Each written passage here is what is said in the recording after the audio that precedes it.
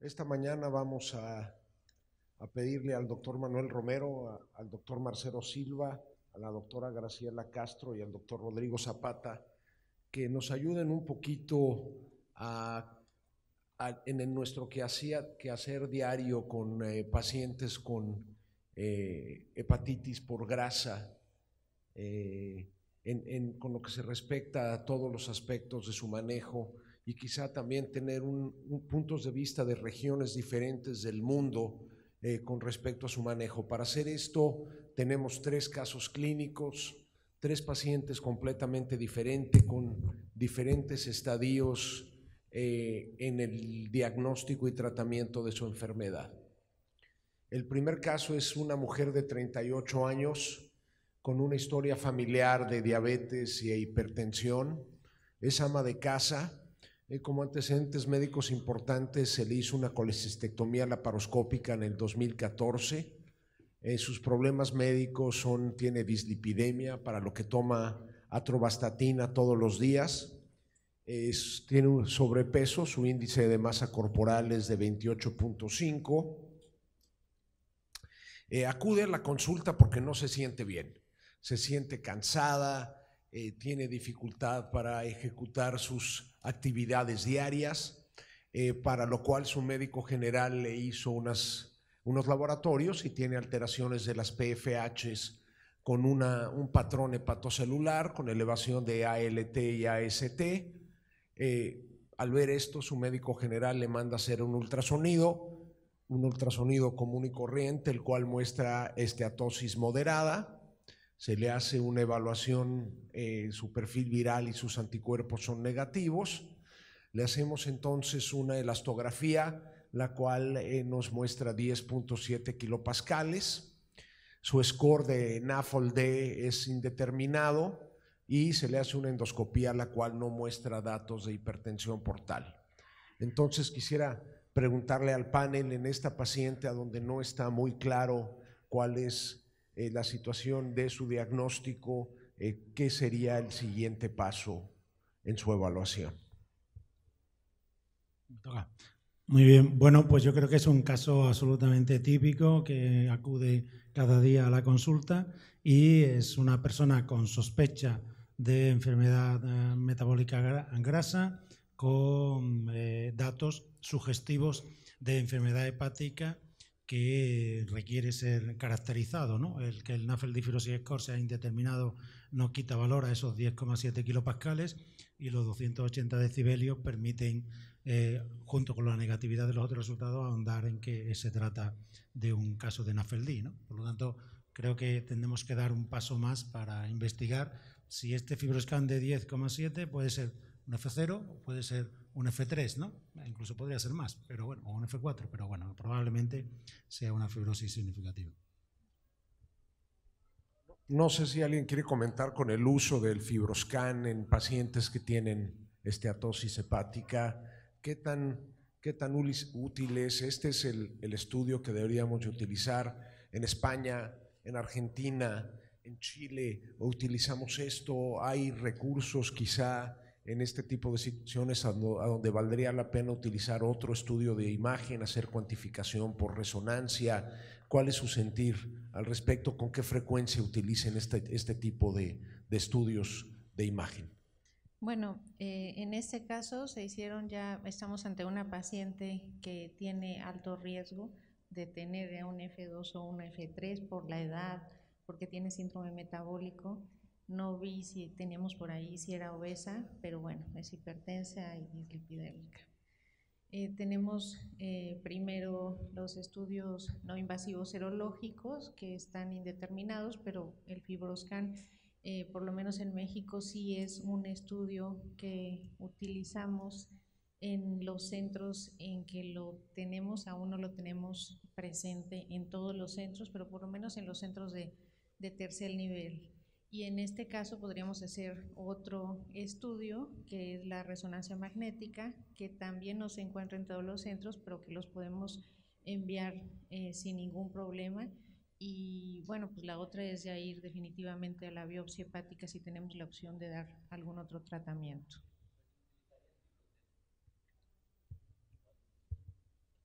¿Utilizarías FibroTest, algún otro marcador adicional al FibroScan y al Nasal Fibrosis Score? ¿O alguien utilizaría alguna tercera línea no invasiva?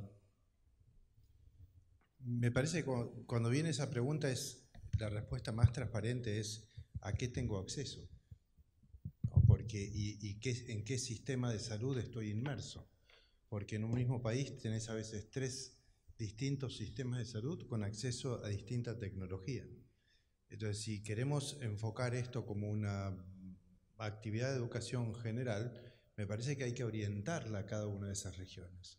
Yo puedo decir que sería bárbaro con una resonancia, pero la tiene un hospital de cada 50, y si tengo que decir que tengo que ir al viejo recurso, es la histología, y yo creo que la pregunta de Ignacio que subyace acá es si tenemos elementos suficientes o no, en este caso, para ir por una biopsia. ¿Sí? La paciente se le mencionó eso precisamente y en México la biopsia hepática es un estudio definitivamente subutilizado, Marcelo. No hay una cultura de la biopsia en México.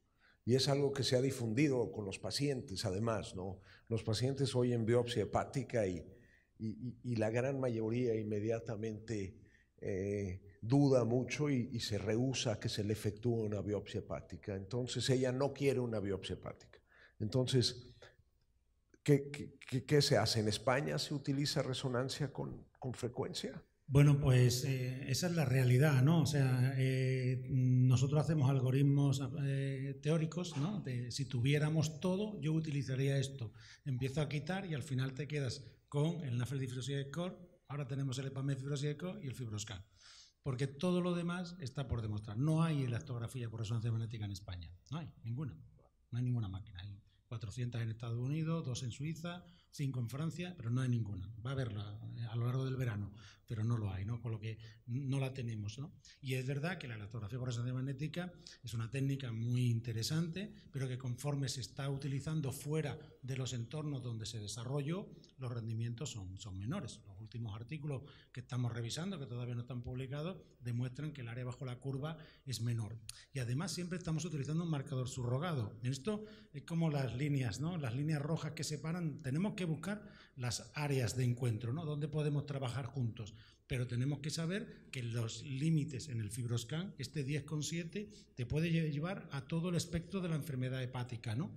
Con la elastografía por resonancia magnética va a pasar muy parecido. ¿Por qué? Pues son la forma de medir propiedades físicas de un hígado que está enfermo, pero que nosotros valoramos la enfermedad no solo por la cantidad de fibrosis, sino cómo se distribuye la fibrosis, ¿no? Con lo que tampoco vamos a tener un método no invasivo, igual que la biopsia, que sea infalible, porque la biopsia tampoco lo es, y la usaremos de gol estándar, ¿no? Yo creo que en este sentido uno tiene que dibujarse su algoritmo, el que tiene en cada uno de los 3 sistemas de salud, y en base a eso hacer aquello que pueda ser lo mejor para el paciente. Creo que afortunadamente el Nasal Fibrosis Score, el FIB4, yo insisto con mi libro, pero bueno, el EPAME Fibrosis Score genera un cribado suficientemente poderoso para que separemos el grano de la paja, porque a los pacientes que le digamos, mire usted, que está por debajo del límite de corte, no le damos de alta. Es un paciente, esta mujer tiene que seguir siendo visitada. Entonces, bueno, pues se lo repetimos al año y vamos viendo, ¿no? Y los que se salen positivos, yo creo que mi recomendación es hacer un método de imagen, que ahora mismo es ultrasonografía, ultrasonografía, que puede ser elastografía mediante FibroScan, o puede ser ARFI, o puede ser Supersonic, o puede ser el Chairwave de Toshiba o de Hitachi, sin problema, cualquiera de esos valdría, y la otra posibilidad es la resonancia, pero sabiendo que la resonancia necesita un software aparte de la máquina, o sea que hay que tener el PDFF, de Philips es el Dixon Quant, para poder cuantificar la cantidad de grasa. En ese sentido, a mí me parece que el CAP genera valor añadido en práctica clínica y me genera bastante confianza, porque es bastante estable en el propio paciente, ¿no? Si el límite es 248, que es fácil de recordar en mnemotécnico, la regla mnemotécnica, pues perfecto, ¿no? Pero para hacer el abordaje de la detección de esteatohepatitis, ahora mismo no hay ninguna técnica en el mercado que nos diga qué paciente tiene o no tiene esteatohepatitis utilizando un biomarcador de imagen. Tenemos el de Mili nuestro, el NASMRI, que es un software aplicado sobre imagen de resonancia, pero no está en el mercado. Estamos desarrollándolo. Después está el Liver Multiscan de la Universidad de Oxford, que calcula el lift, pero que tampoco está en el mercado. Bueno, estos sí están en el mercado, pero tampoco tiene la seguridad diagnóstica como para llegar a esa certeza, ¿no? Y luego quedaría detrás la elastografía por resonancia magnética. Ahora mismo probablemente la resonancia está lejos del alcance de la mayoría de los centros y tendremos que manejar a esta persona con el NAFLD Diffusion Score, con el FibroScan y con la biopsia, probablemente. Bueno, un poco la realidad en Chile es muy parecida. El 80% de la población está en el área pública. Yo trabajo en el área pública y privada y por lo tanto tengo cero posibilidad de acceso a ninguna de estas técnicas, ninguna. El manejo es fundamentalmente clínico y en el área privada probablemente la mayoría podría acceder digamos, a ARFI. Hay alrededor de 3 centros con ARFI y otros 3 que tienen en el fondo FibroScan, pero es un porcentaje minoritario de la población. Así que en el día a día es un poco el feeling de cómo es el enfermo, cuál es el perfil, el background genético, cómo se ve el enfermo, más estos, digamos, indicadores, scores. Y probablemente lo más importante es no dejar al enfermo. Y un poco yo ayer pensaba cuando veíamos alguna de las charlas, a un paciente diabético no lo vamos a abandonar nunca. O sea, uno claramente sabe que un diabético, un hipertenso, es un enfermo que se ve de por vida, y probablemente el mensaje de este curso es que a un paciente con NAFLD, en el cual especialmente no sabemos cuál es su score, no sabemos un poco de la evolución, es un enfermo que no debe ser abandonado. La tendencia natural del hepatólogo es decir, hígado graso no tiene tanto peso, no se ve tan mal, descarté las causas más importantes, le hice estudio de fondo de la parte de autoinmunidad, le estudié el virus, descarté eso, es un NAFLD. ¿Y qué le decimos al enfermo? Mire, vuelva en algún minuto. Pero no hay un seguimiento. Yo creo que el mensaje hoy día, a la luz de todo lo que se ha visto en este curso, que ha sido muy, muy bueno, es que ese enfermo tiene altísimo riesgo de mortalidad en los próximos 20 años, altísimo riesgo de cambio de una etapa a la otra, y está enfermo más que otras personas, así que no abandonar al enfermo. Yo creo que ese es el mensaje. No abandonar al enfermo como no abandonaríamos al paciente diabético o al paciente dislipidémico o hipertenso. Y la tendencia natural del internista hoy en día en Latinoamérica probablemente es decir, este enfermo no me interesa mucho, no parece tener tanta posibilidad, solo el 2% se muere de enfermedad hepática, vuelva en 10 años más. Así que yo creo que es una voz de alarma. Justo siguiendo este tema que comentas, se le explica todo esto a la paciente, o sea, todos sus riesgos asociados a tener una fibrosis avanzada en un entorno que sugiere mucho esteatosis hepática, porque la intención es convencerla, ¿no? O sea, un buen trabajo es, yo veo que los chilenos biopsian mucho más que nosotros y creo que también es un tema de convencimiento del médico, algo que comentaba Ignacio, es que nosotros mismos un poquito ya demeritamos este valor de la biopsia bajo este escenario, pero después de que le explicas todo y me pregunta qué me va a cambiar la biopsia para hacerle, se queda, o sea, el que queda mal otra vez soy yo, ¿no? Es decir, sí señora, si usted tiene F3, le toca esto, que te lo vamos a discutir, pero si tiene F0, también le toca esto, ¿no? Entonces, ahí fue un poquito difícil. ¿Ustedes qué opinarían al respecto? ¿Hay algún otro elemento que nos ayudaría a poder convencer a esta paciente antes de pasar a la parte de manejo? O sea, ¿qué otros elementos podríamos dar para biopsiarla? Porque sin duda creo que sí es importante por lo que comentaban. Tiene otras comorbilidades que sí dependen de la fibrosis, pero ¿habría otro elemento?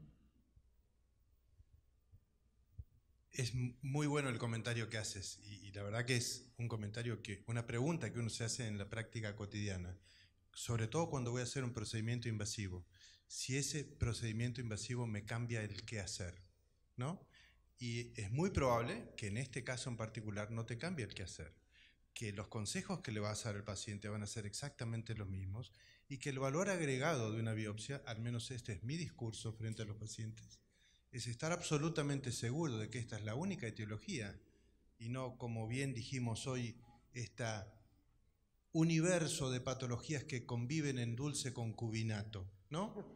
Claro, y que está bien, hemos chequeado por fuera, pero no siempre hemos chequeado bien el conjunto de las otras enfermedades hepáticas y la biopsia a veces nos da esa tranquilidad de que en el tejido no hay nada que levante la atención. Y lo segundo es que me va a dar una información respecto al pronóstico, que para el paciente este elemento, el del pronóstico, es uno de los elementos de la adherencia en el seguimiento.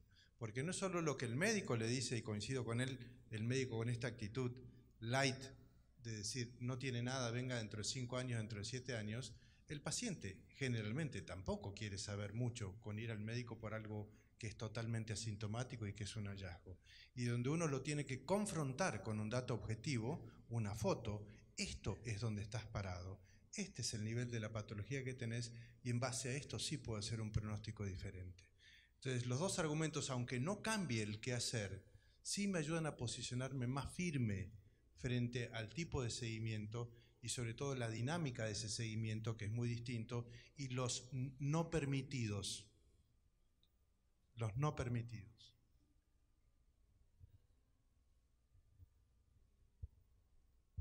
Para los que tienen más experiencia biopsiando, ¿ustedes han notado diferencia en el apego a las recomendaciones que se darían en este tipo de pacientes entre pacientes biopsiados y no biopsiados? Porque eso puede ser una toma de decisión distinta.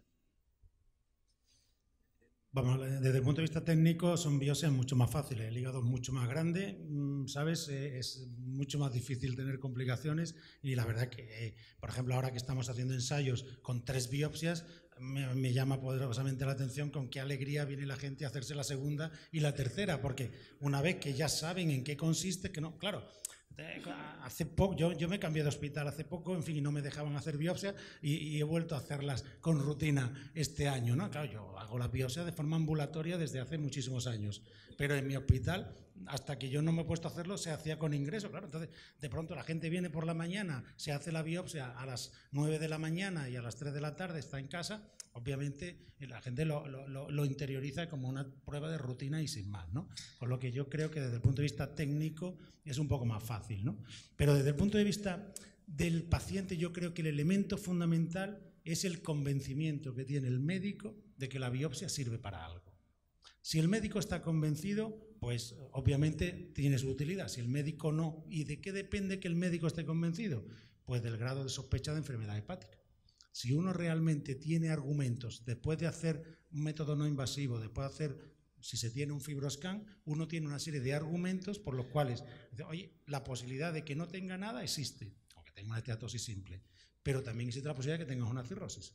Tu pronóstico vital cambia de manera absoluta y entonces creo que es necesario para yo poder tomar la decisión. Y lo que sí es verdad es que cuando estamos gestionando este espacio entre el endocrino, el internista, el cardiólogo y el digestivo y el hepatólogo, separándolos, que si me permitís, pues existe la tendencia o el riesgo de pensar que, bueno, que estamos todos en el mismo y que bueno, que qué más da. Si el paciente tiene riesgo cardiovascular, está obeso, bueno, pues vamos a plantearle. Pero es que la intervención en estilo de vida no tiene nada que ver si el paciente tiene esteatohepatitis o no tiene esteatohepatitis.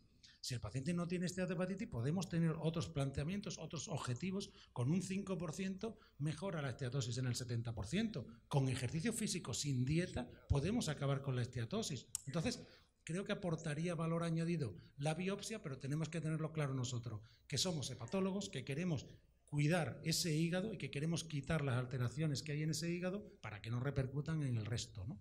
Y yo creo que depende del grado de convencimiento. Yo ahora, claro, todas las biopsias las hago para hacer ensayos.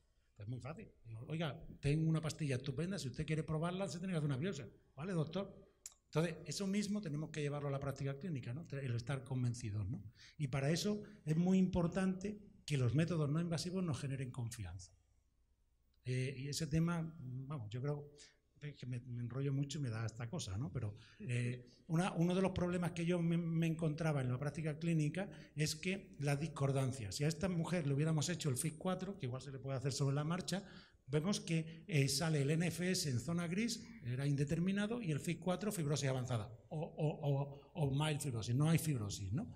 Y entonces, claro, le dice al paciente, no, usted por el FIC4 tiene no sé qué, no tiene fibrosis, y por este sí tiene fibrosis. ¿Y ahora qué le digo, no? Entonces, el propio médico dice, mira, yo cierro esto, venga usted otro día. Claro, entonces, lo que hemos hecho en España con el tema del EPAME fibrosis score, vuelvo, que es un método de invasión muy potente, es más potente que los otros dos, ¿no?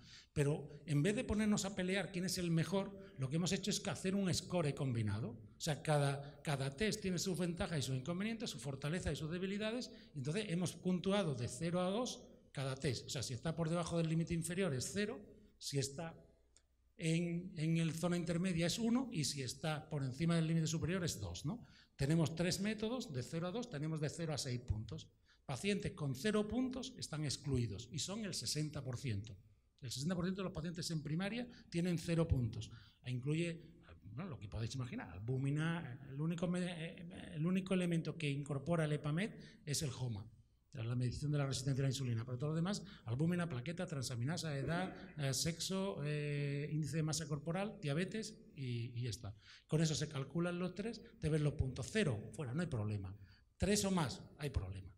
Y 1 o 2, repitámoslo en un año, ¿no? Entonces, creo que si generamos herramientas sólidas que nos den confianza, nos va a permitir que cuando una persona llegue con un score de 3, de 4 puntos, aquí hay una alta sospecha de fibrosis avanzada, vamos a hacer una biopsia hepática, ¿no? Si no tenemos otra cosa, claro. Doctor Bosques. Sí, es para ti, Manuel. Nos acabas de mostrar tu publicación que está en prensa y que el paciente puede migrar de una etapa a otra y luego regresar. Esto complica más las decisiones con el paciente que tienes enfrente. Coméntanos algo al respecto. ¿Cuándo la repites? ¿Cuáles son tus criterios? ¿Tienes una información de una cohorte donde nos dices que algunos, 2 de cada 3 va a progresar y uno de 17%, según yo recuerdo, va a regresar a una condición menos grave? ¿Y ahora? Pues nosotros en práctica clínica lo que hacemos, Paco, es intentar clasificar a los pacientes, sobre todo de los pacientes en los que hacemos biopsia. Lo que hacemos es clasificarlos en concordantes o no. O sea, le hacemos los 3 test no invasivos, el FibroScan también de rutina, y lo que hacemos es ver si el resultado de la biopsia concuerda con los test no invasivos. Entonces tenemos pacientes concordantes, o sea, imagínate que sale 5 puntos. Bueno, pues este es y tiene una fibrosis avanzada o una cirrosis, es concordante. Entonces lo que hacemos es utilizar esos test no invasivos en el seguimiento.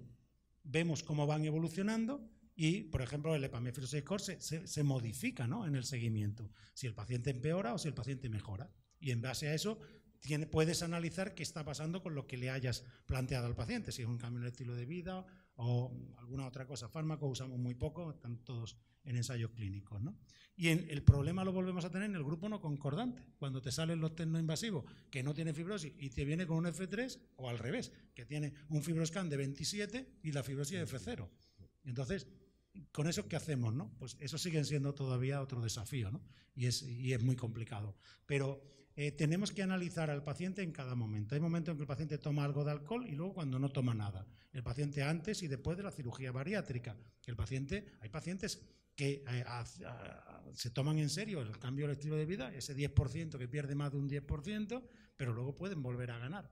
Entonces, en esos momentos sí que si uno ve que cambia el perfil de alteración de los parámetros que habitualmente utilizamos en los test no invasivos, creo que tenemos que replantearnos al paciente de nuevo. Es como si empezáramos de nuevo, ¿no? Y qué es lo que puede estar pasando, porque podemos encontrar de todo. Hay gente que progresa cuando no le corresponde y gente que regresa, ¿no? Los resultados de los brazos placebos de los ensayos, de los macroensayos, el Stellar 3 y 4 de Gilead, ¿no?, que son 1000 pacientes en cada ensayo, la mitad con placebo y la otra mitad con selonsertib, vamos a tener 2000 biopsias al año o en el de Intercept, en fin, que vamos a tener muchos datos y vamos a ver de todo. De hecho, bueno, yo creo que se puede contar, pero me decía el patólogo de referencia de todos estos ensayos que está viendo fibrosis que desaparecen de manera abismal, pero no tienen ni idea en qué grupo están. Eso es muy interesante. Y su perspectiva ya individual en su país es, si no le van a hacer biopsia, no hay un ensayo clínico porque no todos tienen acceso, ¿qué le vamos a dar? Sí, comentarios respecto al manejo. ¿Qué haríamos con esta paciente? Una cosa, no le preguntamos si bebe o no, que eso es algo muy importante que se platicó hoy en la mañana, ¿no? Especialmente en las mujeres que tienden a beber solas. Creo que eso es muy importante también tenerlo en cuenta en esta paciente. Bueno, yo creo que digamos, la respuesta es probablemente nosotros en realidad en esta circunstancia probablemente la citaríamos control. Y el tema es básicamente cambio de estilo de vida, ¿no? Yo creo que ese es un poco el tema. Tiene un índice de masa de 28, así que yo creo que hay un poquitito de trabajo por medio.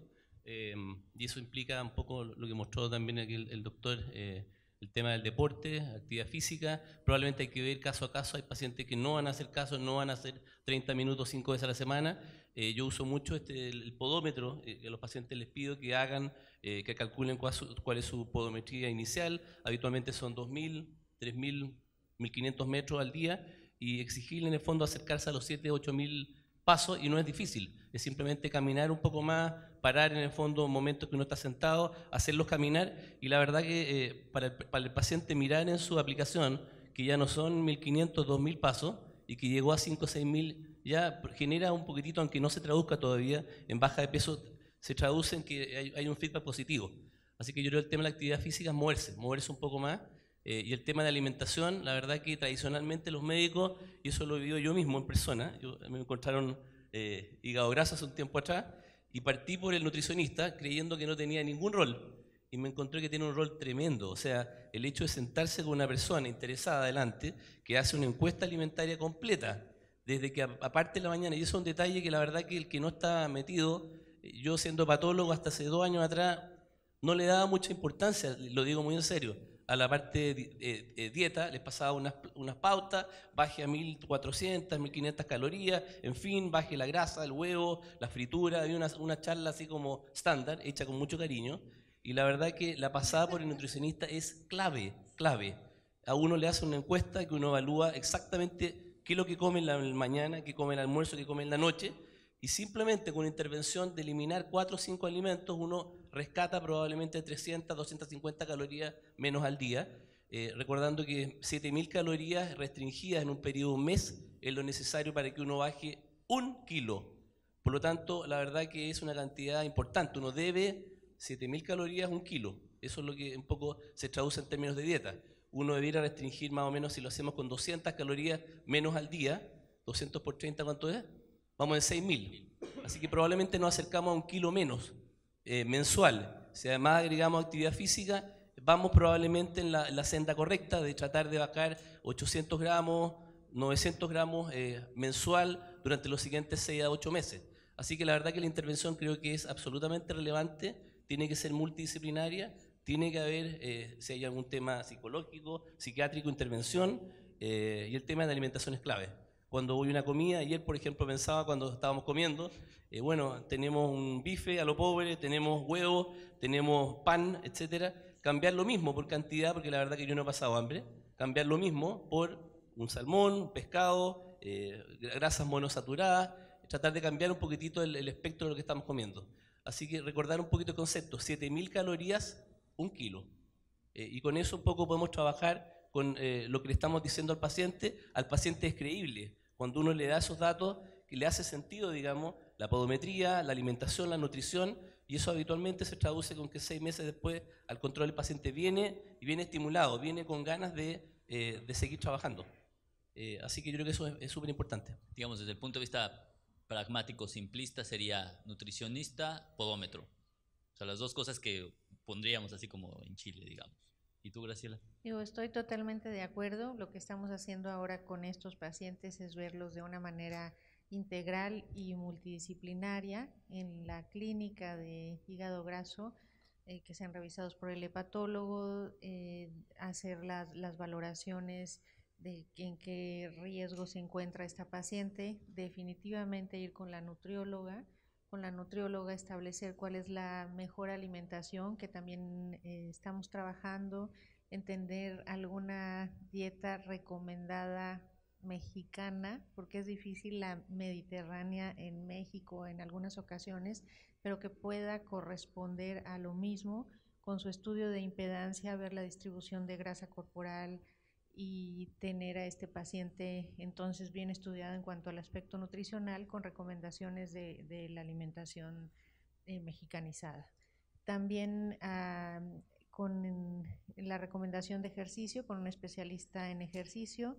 Lo que nosotros recomendamos generalmente son 30 minutos diarios por 5 días, 150 minutos a la semana, del tipo de ejercicio que el paciente se adapte más fácilmente, ya sea ejercicio aeróbico o ejercicio de resistencia, y definitivamente la intervención psicológica. Yo no sé, esta paciente que no quiso la biopsia, si sea de las que menos adherencia va a tener a la alimentación y al ejercicio, pero bueno, probablemente si se le convence pueda tener mejores resultados. La intervención psicológica es muy importante. En la clínica de hígado graso vemos pacientes de todos tipos, unos que definitivamente llegan, se sientan, doctora, aumenté 5 kilos, pero ¿por qué aumento 5 kilos si tienen muchos problemas atrás? Familiares con los hijos del esposo, sociales. Otros que definitivamente se adaptan y siguen muy bien la alimentación y el ejercicio, pero que de repente, por alguna causa, regresan. Entonces sí es muy, muy dinámico, sí debe de ser multidisciplinario, entonces yo me iría con la alimentación, el podómetro ejercicio, y la psicóloga. lo psicológico. Marcelo.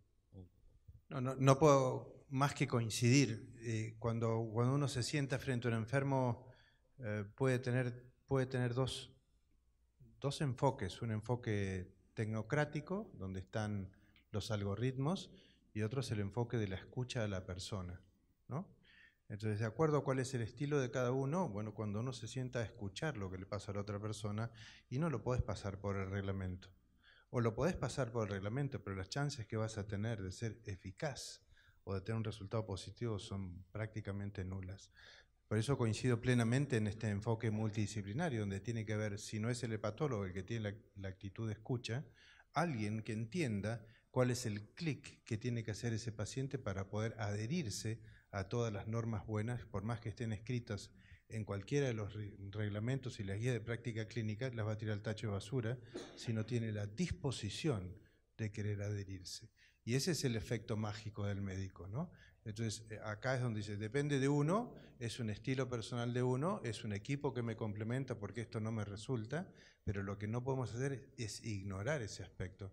Por eso cuando yo lo escuchaba a Ramón hablar del counseling en ASH, y digo, y acá también, porque aunque no sepamos discernir cuánto componente hay de ASH, definitivamente muchas de esas personas arrastran un montón de problemas que son los que los llevan a tener una vida desordenada. Eso es muy fácil decir, no, tenés que hacer una vida ordenada. Sí, ven y ponete mis zapatos, le digo. Do it, ¿no? Me parece que es la clave lo multidisciplinario. Antes de tu respuesta vamos a complicarlo un poco.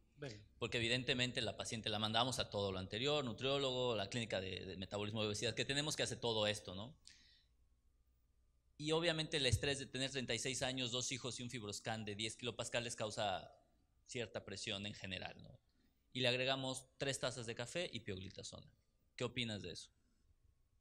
Bueno, al no ser diabética, es verdad que no tenemos confirmación histológica de esteatohepatitis, que es lo que dicen las guías americanas para indicarlo, pero a priori a mí me parece una buena opción. Yo creo que el trabajo de QC de Miami permite usar pioglitazona a largo plazo con, bueno, pues con intención de mejorar y de curar a esta mujer. El problema fundamental es la confianza, porque ¿qué pasa si esta mujer viene con edemas a los 7 días o a los 15 días? Si tiene cualquier efecto adverso de la medicación, no tenemos la suficiente confianza o la certeza razonable como para decir tenemos que apostar por esto porque la pioglitazona puede ser muy beneficiosa para ella, pero si no es diabética y si tiene una esteatohepatitis. ¿Y si no tuviera esteatohepatitis? ¿Y si tiene una esteatosis simple? ¿No? Es la duda. Si todo va bien, perfecto, ¿no? Pero entiendo que se está asumiendo ese riesgo, ¿no? El café a priori a mí me parece absolutamente recomendable, pero como se comentaba en la mesa anterior, esto viene en los genes. Está el que toma café y el que no toma café. Entonces, si tú quieres que alguien tome café, pregúntale antes si toma café. Entonces, si dice sí, pues sigue tomando café. Pero si le preguntas si toma café y dice no, a mí me sienta fatal, me pongo nervioso, no me gusta, es que no soy capaz de tomar café, esa persona no puede cambiar sus hábitos. Vamos a ver, ¿quién toma café aquí? Al menos 4 tazas al día. Bastante. ¿Quién toma 1 o 2 tazas al día? ¿Quién no toma café?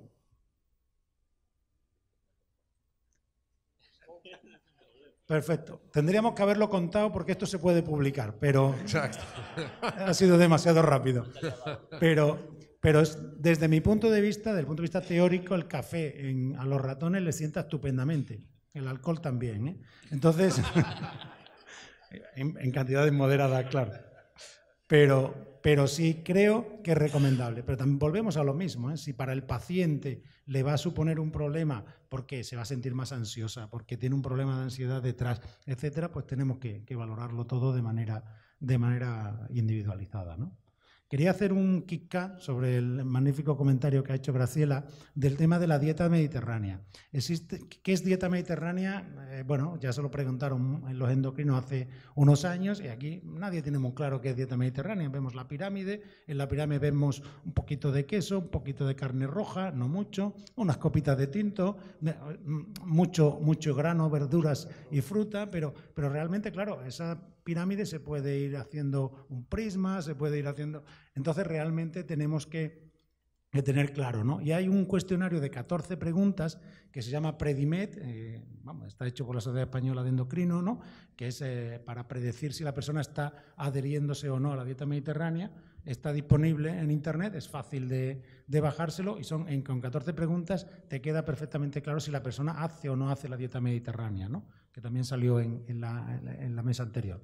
Creo que podría ser una herramienta también de ayuda para convencer a esta mujer que tenemos que insistirle, ¿no? Gracias, Rodrigo. Quería preguntarle al panel acá presente si usan o no usan, yo tengo un poco mi postura, pero medicamentos para el tema de la saciedad. Ditilpropión, fentermina, liraglutida en algunos casos.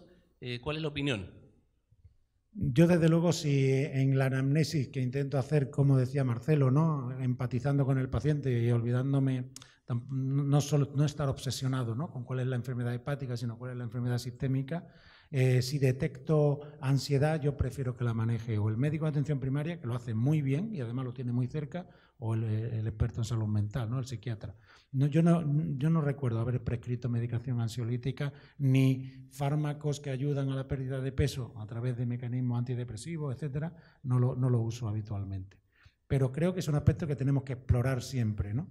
Y esas dos preguntas, ¿no? De la escala de depresión, ¿no? ¿Qué le pasa a usted? ¿Cómo se encuentra? Fatal. ¿Qué piensa hacer? Nada. Pues ya sabe que tiene depresión. ¿Qué le pasa a usted? Nada. ¿Cómo se encuentra? Estupendo, ya está, no hay ningún problema. Y es así, ¿no? Pasamos al siguiente. ¿Alguien quiera comentar algo adicional? ¿Alguien le daría vitamina E a esta paciente? ¿O utilizarían algo más, silimarina, algo que quizá le ayude porque está tomando algo para mejorar su condición y no nada más la ayudaría desde el punto de vista emocional también? Los requisitos tienen que ser que tenemos que tener claro qué tiene la paciente y que tenemos una herramienta que le pueda ayudar. Si llegamos a ese convencimiento, bueno, pues yo creo que se puede plantear, o sea, son muchas dianas, son muchas caras de la enfermedad cambiando continuamente y se pueden ir tocando teclas diferentes, y la vitamina E, la pioglitazona, la silimarina o la silibina pueden tener un papel, pero tenemos que tener muy claro qué tiene la paciente y qué queremos conseguir. Desde luego, si queremos quitarle una cirrosis, no es el objetivo, no podemos planteárnoslo, ¿no? Digo, en el cierre, como acaba, es que si la paciente presentaba efectos adversos significativos o no te reducía el peso corporal en los siguientes 6 meses, iba a biopsia. O sea, un poquito ahí el negociar para que la paciente sí llegue al término de su evaluación. El siguiente es un hombre de 64 años, pensionado, su padre murió por mieloma múltiple, él tiene un tabaquismo importante, 7.5, niega, como todos, el consumo de alcohol, no tatuajes ni perforaciones. En el 85, por razones históricas, tiene un traumatismo en el miembro torácico derecho, lo tienen que operar en 3 ocasiones y lo transfunden. Le hacen una resección transureteral de próstata en el 2012, es hipertenso, toma telmisartán y tiene sobrepeso. Su historia es un poquito larga porque en el 2016, por un hallazgo prácticamente incidental, le encuentran virus de hepatitis E, genotipo 1A, recibe tratamiento con interferón pegilado y ribavirin y por efectos adversos lo suspende y falla tratamiento. En el 2017 acude para nosotros buscando otras alternativas y entonces, bueno, se le realiza un marcador no invasivo con 9,3 kilopascales, con un IQR sobre la mediana de 8%, con un CAP de 280, con un IQR de ese CAP de 21 y recibe sofosbuvir, daclatasvir y ribavirina por 12 semanas con una respuesta viral a las 12 semanas. Sin embargo, un año después comienza a elevar otra vez transaminasas que ya se habían normalizado, con una carga viral indetectable, un ultrasonido clásico de aumento de cogenicidad, una glucosa nueva que no tenía en 117, se le repite el fibroscan y en esta ocasión tiene 6.7 y 310 de CAP. Aquí la pregunta es, bueno, ¿qué hacemos con un paciente que tenía una enfermedad hepática y que está desarrollando una nueva enfermedad hepática? Yo creo que este es un buen caso donde refleja que la hepatitis C no es una enfermedad virológica pura, que nosotros no vemos hepatitis, nosotros vemos pacientes que tienen hepatitis y alguna otra cosa más. El mismo comentario que hice antes. Este señor tendría el NAFLD, el NASH, el ASH, el que quieras, el DASH, más el virus C. Y que cuando vos tratás una sola variable y te olvidás del resto, quiere decir que venís muy sesgado con el enfoque clínico del paciente. Entonces, lo que estás viendo es la evolución de la historia natural de algo que estaba escondido, inmerso o escondido bajo la alfombra de una hepatitis, que es lo que llamó la atención. Y esto es lo que muchas veces actúa como factor confundidor de los endpoint duros que tienen los pacientes. Cuando resolvés lo virológico, pero el barco sigue con la estropada y se termina chocando contra el muelle, ¿no? Estas enfermedades subyacentes silenciosas, que acá son evidentes porque saltó a la luz la alteración, pero hay muchos que no lo tienen como cosa evidente. Entonces me parece que nosotros tenemos que ser mucho más holísticos en el enfoque de los pacientes y no segmentar tanto nuestras patologías. O tiene hepatitis C, o tiene ASH, o tiene NASH, o tiene... No, tiene probablemente la suma de un conjunto de cosas y uno como hepatólogo tiene que estar vigilando cada uno de esos factores para que el barco no llegue contra el muelle. Y yo siempre digo esto, yo vivo del trasplante, ¿sí? Mi rol es que no lleguen al trasplante, para lo cual tengo que mirar todas las variables, ¿sí? Entonces no me parece que surgió algo nuevo, simplemente estaban, te sacaste de encima una y las otras se están poniendo en evidencia. Graciela. Y la otra cosa que pasa, que también comentábamos hace un momento, es que estos pacientes que se han curado ya con respuesta viral sostenida del virus se ponen tan contentos y se ponen entonces a festejar y a comer. Entonces entre el ASH y el DASH puede ser que estén influyendo las dos cosas, que al quitar el virus ya haya tomado por ahí alcohol un poquito más, haya comido más, o bueno, también lo que sucede en el trasplante, que igual se trasplantan, se sienten tan bien que comen un poquito más y hacen pues hígado graso nuevo.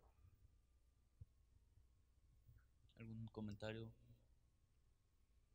Simplemente, vamos, no puedo estar más de acuerdo. Absolutamente suscribo las palabras de Marcelo y de Graciela, pero creo que este tema es muy serio y que nos lo tenemos que tomar en serio, que tenemos que sentirnos hepatólogos, que manejamos al paciente desde el principio hasta el final y no cuando tiene una enfermedad es un problema y cuando tiene otra es del vecino de al lado.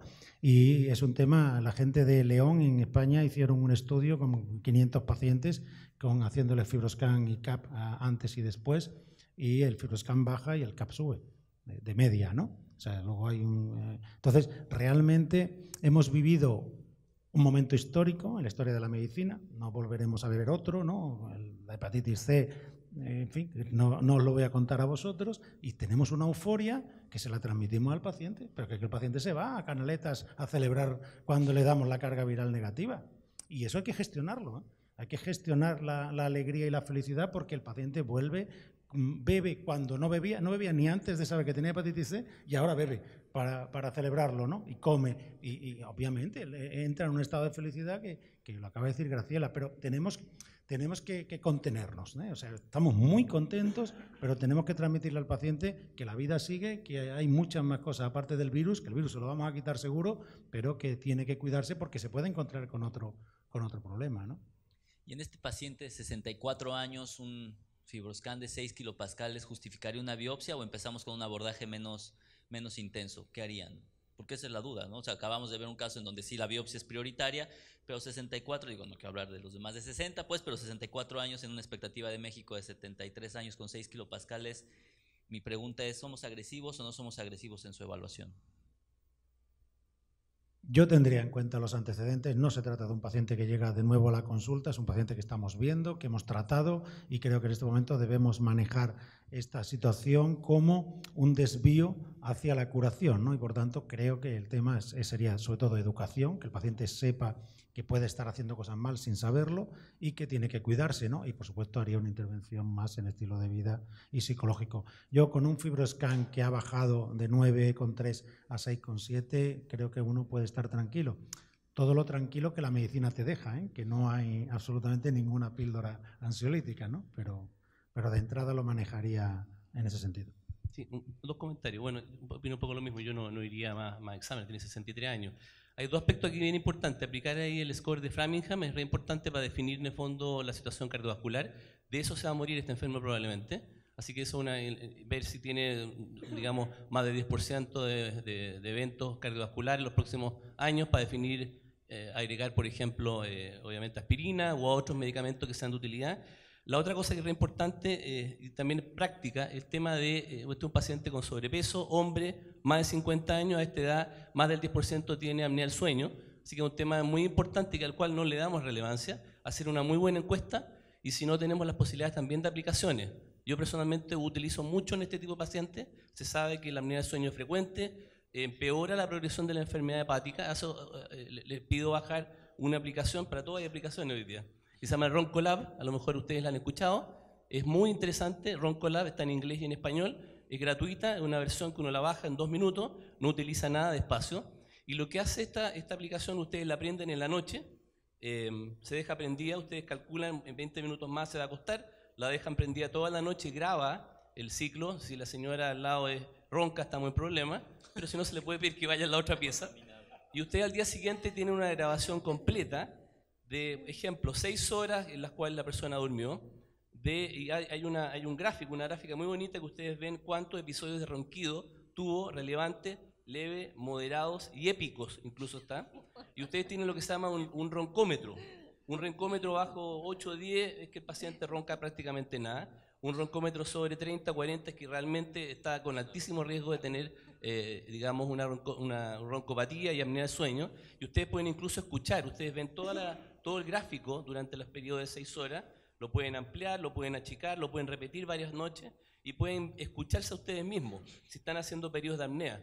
Así que yo la verdad que lo utilizo con bastante frecuencia, es otra intervención más en estos pacientes con alto riesgo cardiovascular para disminuir ese riesgo. O sea, el paciente con apnea de sueño no tratado va a tener progresión de la enfermedad hepática, progresión de la diabetes, progresión de todos los factores y finalmente mayor cantidad de infartos al miocardio y eventos cardiovasculares. Así que ustedes pueden alargar la vida de ese sujeto en un promedio de 4 o 5 años simplemente haciendo el diagnóstico de apnea de sueño. Y después, obviamente, si tiene una roncometría alta, lo mandan a un polisomnograma y ahí deriva todo el estudio. Así que yo lo uso harto, y creo que diagnostico al mes al menos 2 o 3 pacientes con apnea de sueño, nuevos. Así que a mí me están probablemente dando algunas acciones la gente del laboratorio de neuro, digamos, de neuro, porque la verdad que son muchos pacientes que andan dando vueltas sin diagnóstico. Y Bien, bueno, Graciela. además de buscar este riesgo cardiovascular, recordar y hacérselo saber a la paciente que tiene fibrosis, que debe de llevar su seguimiento en búsqueda de detección temprana de hepatocarcinoma, ya que si no es el riesgo cardiovascular que tiene, es el de hepatocarcinoma, que estos pacientes pueden hacer hepatocarcinoma incluso aunque no tengan cirrosis, más frecuentemente tienen un riesgo mayor. Y bueno, el seguimiento de esta enfermedad hepática que también es la otra causa de muerte, la progresión hepática, hepatocarcinoma, el riesgo cardiovascular y otro tipo de neoplasias, entonces hacer también la detección oportuna de acuerdo a la edad de los pacientes y el sexo de otro tipo de neoplasias. Vamos a ver un tercer caso, pero lo interesante de mostrar estos dos era el hecho de que parece que el hígado graso, hay muchos algoritmos, pero en realidad es muy complicado cuando ya uno lo lleva a la práctica. O sea, los algoritmos publicados suenan muy sencillitos, muy lineales, si no sale este positivo, le aplicamos el segundo y fin de la historia. Aparte, bueno, la historia se acaba en que no hay tratamiento, pero bueno, eso es otro tema. Pero realmente ya cuando tienen un paciente enfrente y con las herramientas actuales, todo se tiende a ser muy complejo, ¿no? Muy iterativo además, porque hay muchas herramientas, ahora ya una herramienta digital, y eso hace que el manejo realmente no sea tan sencillo como puede ser la hepatitis C o como pueden ser otras causas de cirrosis donde es muy estandarizado. Esto tiende a individualizarse de manera muy importante. El último caso es una mujer de 49 años, una servidora pública con carga genética para diabetes, consume alcohol los fines de semana, aparentemente solo 2 cervezas, no tatuajes ni perforaciones, tiene muchos antecedentes, tuvo Guillain-Barré, un neurinoma de la fosa posterior que recibió tratamiento quirúrgico y radioterapia, es diabética, en tratamiento con metformina, empaglifosina, dilaglutide, glimepirida, es dislipidémica y está tomando besafibrato, rosuvastatina y ácidos grasos omega 3, tiene sobrepeso y ya desde hace tiempo está en manejo con dieta y actividad física y en un año solo ha perdido 7% de su peso original. Su padecimiento es inicialmente con alteración de pruebas de función hepática, en su seguimiento por endocrinología, la manda gastroenterología, donde hacemos pues lo estándar, descartamos infecciosas, inmunológicas, un ultrasonido que no demuestra al menos datos compatibles con una hepatopatía avanzada. Se les hace FIB4 y el Nasal Fibrosis Score, que son indeterminados. Se les hace un fibroscan con 8.2 kilopascales, un CAP adecuado y un IQR adecuado y un CAP de 363. Acepta una biopsia hepática que tiene los siguientes hallazgos. Se les dejo un segundo.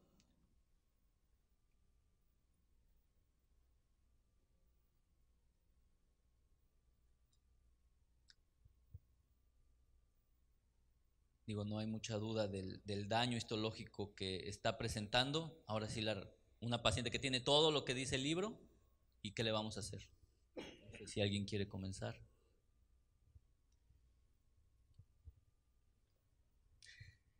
Y así nos pasa en la vida cotidiana, no sabemos cómo vamos a empezar, o sea, esta refleja la realidad, no sabemos cómo vamos a empezar. Yo digo qué es lo que hacemos nosotros. Lo que está claro y lo que no me gusta nada es la primera biopsia.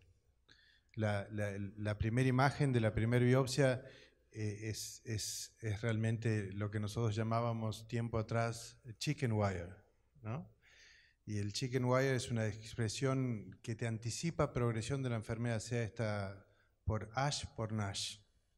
Eso solo tiene un indicador pronóstico de progresión enorme. Después tiene otras áreas de componente obviamente de NASH con un poco de inflamación, no es que se vea tanto, y lo que es un componente mixto de grasa macro y microvascular, ¿no? El pronóstico es feo y uno dice, bueno, la mujer es diabética, tiene sobrepeso, tiene dislipemia, tiene los factores de riesgo convencionales. Y todos con tratamiento. Todos con tratamiento, y la pregunta que uno está obligado a hacerse es si hay espacio para la mejora, porque que esté con tratamiento no quiere decir que el tratamiento sea eficaz, ¿sí? Entonces, el primer punto es eso, la consulta con el lipidólogo, con el endocrinólogo, a ver si, más allá de que está recibiendo una polifarmacia, si no hay que cambiar esa polifarmacia por algún tratamiento más eficiente, ¿no? Entonces, una de las áreas donde uno cree que hay mucho espacio para el aprendizaje es el manejo de los hipoglicemiantes orales versus insulina en estos escenarios. Porque tiene que ver también con una mejor nutrición o con una nutrición eventualmente más abierta, sobre todo si el paciente tiene una enfermedad hepática avanzada, ¿sí? Entonces, yo miro eso que me estás contando y digo, me estoy cuestionando metformina y todos los otros hipoglicemiantes orales con semejante fibrosis. Tendría que ver el resto de las cosas para decirte si voy a llamar al endocrinólogo y decir que le voy a pedir que cambie, ¿sí? Y lo mismo con lo de la dislipemia. ¿Tratamiento, algún otro tratamiento por fuera de lo que uno considera la enfermedad de base o el trastorno metabólico de base que lo está condicionando? Bueno, se lo paso a él que tiene los ensayos clínicos. Pero fuera de los ensayos clínicos, let me know which. Realmente es un caso donde la biopsia nos ubica el hígado en el centro del problema, ¿no? Y lo que está claro es que el abordaje de todas las alteraciones metabólicas no están llevando, por ejemplo, los inhibidores SGLT1 y SGLT2, sobre todo la EMPA, son tremendamente positivos y tienen efecto sobre el hígado, pero no se ve, no están haciendo. Entonces, es un poco el planteamiento. Nosotros tenemos una serie de trastornos metabólicos que tenemos que abordar, pero nos encontramos con una enfermedad hepática que no responde a esos tratamientos de esos trastornos metabólicos y que inicialmente requeriría un tratamiento específico, un tratamiento dirigido al hígado, ¿no? Está claro que no podemos hablar de las moléculas en ensayo porque son muy variopintas los mecanismos de acción y demás. Habrá que ver también si son combinables y demás, pero de lo que tenemos nosotros, posibilidades de lo que tenemos ahora mismo a nuestro alcance que pudiéramos utilizar, realmente tenemos que buscar algo que pudiera tener un efecto sobre el hígado, que pudiera añadirse a todo lo demás, ¿no? Habrá que revisar todo, o sea, todos los cambios de estilo de vida, la posibilidad de seguir insistiendo y ahora mismo disponible en el mercado tenemos antioxidantes, básicamente la vitamina E, que tienen que tener esta histología, según la guía americana, pero no ser diabética, pero bueno, probablemente a priori no tiene por qué no funcionar, ¿no? Se pueden utilizar otros antioxidantes, pero también es verdad que con una evolución de la enfermedad de estas características, como el ácido lipoico, por ejemplo, o la silibina, va a ser difícil que tengan capacidad de conseguir ese efecto terapéutico en el hígado, ¿no? Y bueno, pues realmente la verdad es que necesitamos el desarrollo de todas estas moléculas que está teniendo lugar, ¿no? Ayer se liberaba la nota de prensa de Aranchol, el Aranchol, un fármaco, un inhibidor SCD1, que potencialmente era muy interesante. Los resultados intermedios y en HIV fueron malos, pero estos resultados finales, bueno, pues acaban con la grasa y en la mitad de los pacientes y disminuyen la esteatopatitis en un 20%, ¿no? Pero no parece que sean efectos que vayan a posicionarlo como una opción. Tendremos que ir a fármacos más dirigidos como, bueno, pues los de la parte final de las dianas terapéuticas, los antifibrogénicos, los antiapoptóticos y los antiinflamatorios, ¿no? Marcelo. Te quería hacer una pregunta conceptual respecto al enfoque asistencial y científico del tratamiento de los pacientes con NASH. Todos hemos escuchado excelentes ponencias sobre lo complejo de los mecanismos fisiopatológicos involucrados, con un endpoint que siempre es el mismo: grasa, fibrosis, cirrosis, inflamación, inflamasoma, ¿no? La pregunta es muy naive. ¿Por qué se sigue pensando de manera unilateral que con una droga vamos a poder bloquear el conjunto de mecanismos fisiopatológicos que están involucrados? ¿Por qué no se hace un enfoque multitarget, como en oncología, como en virología? Bueno, yo creo que es así, vamos, tienes toda la razón. No tiene ningún fundamento más que el interés económico de cada casa comercial de no mezclarse con otras, pero todo aquel que tiene dos moléculas ya las está combinando, y si tienen tres las están combinando, o sea que y otras compañías se están poniendo de acuerdo. Eso tiene que ser así, porque hay un aspecto que es la parte metabólica, está la parte de estrés oxidativo, está la parte... Entonces, eso hay que ir a por ello, porque en esta mujer están, y fijaros que tiene un fibroscan de 6, o sea que realmente no podemos olvidar el caso, ¿no? Y el abordaje tiene que ser multidiana, ¿no? Y tenemos que combinarlo seguro. Y lo otro que tenemos que saber es que cómo lo vamos a utilizar, si esa combinación va a ser secuencial o va a ser al mismo tiempo, porque este caso ya tenemos datos de que tiene fármacos antidiabéticos potentes con efecto beneficioso sobre el hígado que no están funcionando. Entonces, en esta mujer a lo mejor hay que abordar el estrés oxidativo o la fibrogénesis más que el abordaje metabólico, ¿no? Y esto es así, es como cuando tienes el link NASH, ¿no? Cuando tienes un NASH en una persona delgada, no puedes hacer un enfoque terapéutico similar al de la persona obesa o a la persona diabética, ¿no? Si tienes una persona que no tiene diabetes, que no tiene obesidad y tiene NASH, pues obviamente el abordaje diagnóstico terapéutico tiene que ser diferente, ¿no? A ver, tenemos un par de preguntas. Sí, buenas tardes. Mi pregunta va con respecto a la situación que, bueno, esta paciente a lo mejor no tiene tanto sobrepeso, pero tiene mucha enfermedad metabólica y quisiera que tocaran un poquito el tema acerca del papel que pudiera tener una cirugía bariátrica, inclusive en una paciente que a lo mejor no tiene una obesidad severa o una obesidad mórbida, pero sí tiene una enfermedad metabólica donde sí se ha visto que la cirugía bariátrica puede tener un papel. Bueno, la cirugía bariátrica juega un papel, está claro que está indicada en índice de masa corporal por encima de 40, por debajo de 40, si tiene más de 35 y todas las alteraciones metabólicas se podría plantear. Por debajo de 35 no está aceptado. Entre 30 y 35 no está aceptado y además no existen datos evidentes de que esto pueda funcionar. Una opción, pero esto sería ir a un ensayo clínico, sería la endoscopia metabólica. La posibilidad de utilizar dispositivos como el Apolo para hacer una reducción gástrica tubular.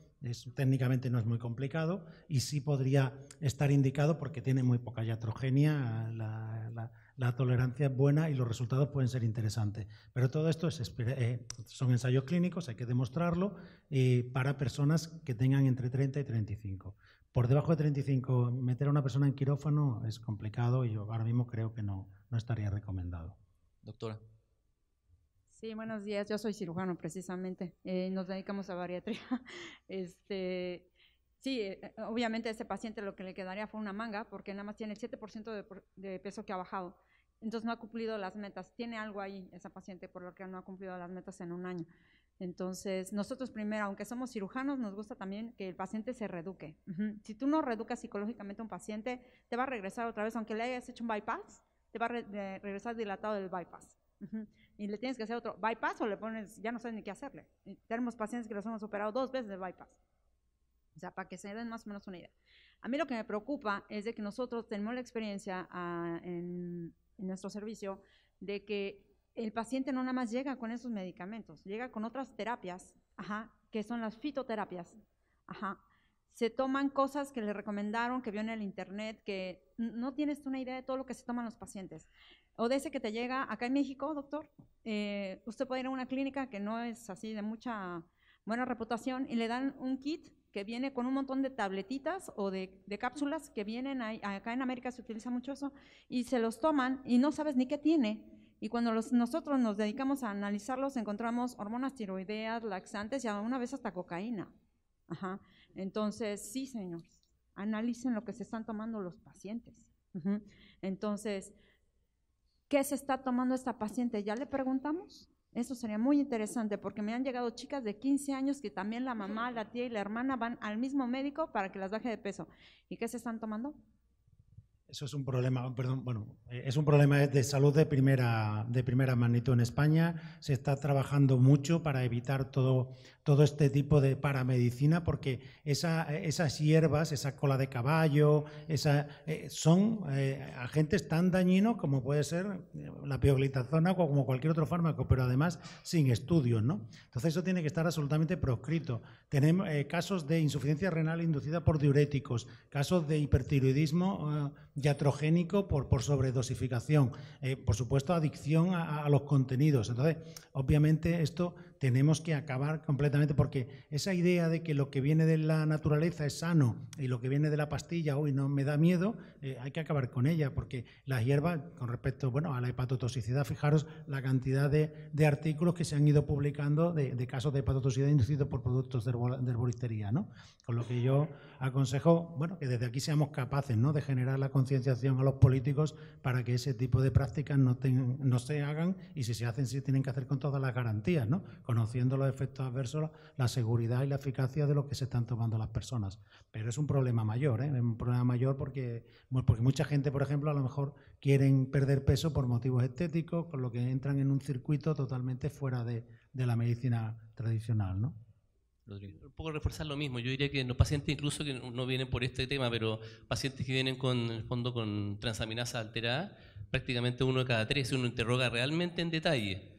Estamos hablando de adultos de más de 40, 50 años que tienen transaminasas altas, muchos de ellos en intento de bajar de peso, de hacer otras cosas, digamos, están tomando aloe regularmente, té verde, té negro, té blanco, hay una serie de variedades y cuando uno analiza y uno empieza a ver todo el listado, se encuentra habitualmente con un promedio y tal vez más del 30%. Probablemente depende mucho de en qué sustrato socioeconómico uno lo ve, pero son a lo largo de todos los sustratos socioeconómicos, gran cantidad de personas que consumen medicamentos, sustancias consideradas, como dicen, naturales y que están claramente dentro del capítulo de la hepatotoxicidad. Y no es raro que a algunos de estos pacientes uno les suspende, empieza a sacar y las transaminasas empiezan a bajar y se encuentra nuevamente con el concepto de los múltiples hits que afectan el hígado. Y que a veces no es solamente el hígado graso, el virus C que tenía este enfermo, sino también medicamentos que participan en estos infiltrados inflamatorios.